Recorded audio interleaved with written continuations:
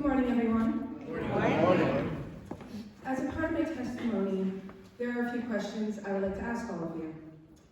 What would any of you say if I said to all of you that I saw a rose in the dead of winter? Would any of you believe me? I imagine many of you would think that's an impossible occurrence. There are, however, a couple stories in which a rose did bloom in winter. Like many of you, I grew up in the Catholic Church. In that setting, I developed an interest in learning about the lives of many saints. Saint Rita, for instance, is known as the saint of impossible cases.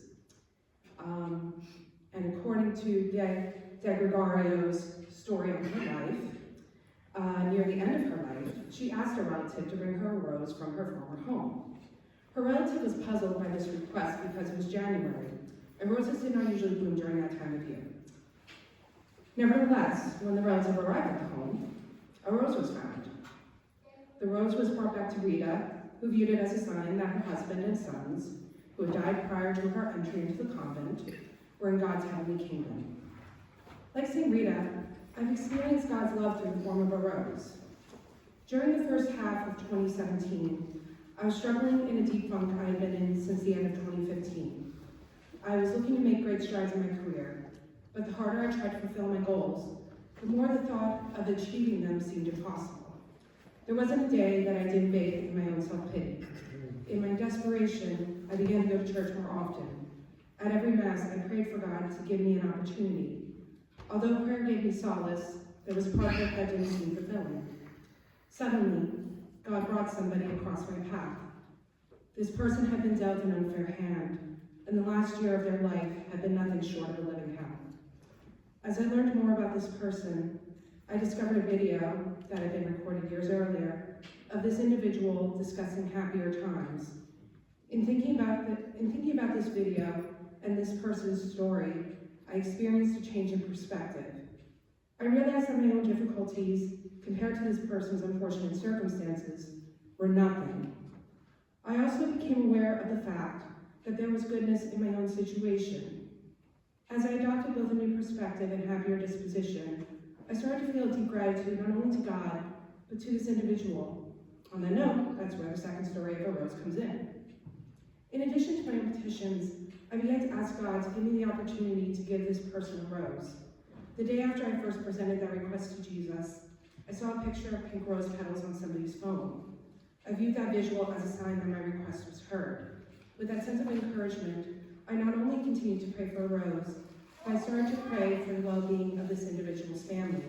I then started to see roses appear at every turn. When I saw the roses, I felt happy I felt happy knowing that God was taking care of this individual's family. For the first time in a long time, I wasn't concerned about God attending to my own issues. As in St. Rita's case, God gave me a rose, or roses, during a period of my life that could be described as wintertime, in which it appeared that nothing would bloom.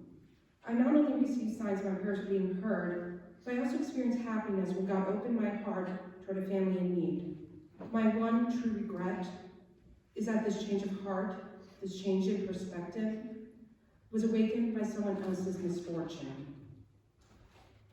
In praying for this family, I not only reached out to God, but I reached out to others, all of whom include the Blessed Mother, Jesus, St. Anthony, St. Jude, St. Rita, and St. Therese, who I believe sent me many of the roses I've seen as well. St. Therese is known to have stated, "After my death, I will let fall a shower of roses. I will spend my heaven doing good on earth." I see people here at Holy Trinity showering people with roses all the time. All of you pour out your hearts into the mission of this church, to live and love like Jesus and help others to do the same. I've seen people adopt people as friends, as Jenny Grayson did when she drove me to the supermarket in New Hampshire. And she had no idea what she was getting herself into. I'm kidding, she will tell you herself that I'm a very speedy shopper. I've seen people give their time to shovel snow, pull an event together, and keep others in their prayers. With that said, I would love to encourage all of you to give what you can, not just during this stewardship program, but during 2020. Please use your talents, your resources, and hearts to shower roses on others, even those you don't know. and you'll see roses appear in your lives. Thank you.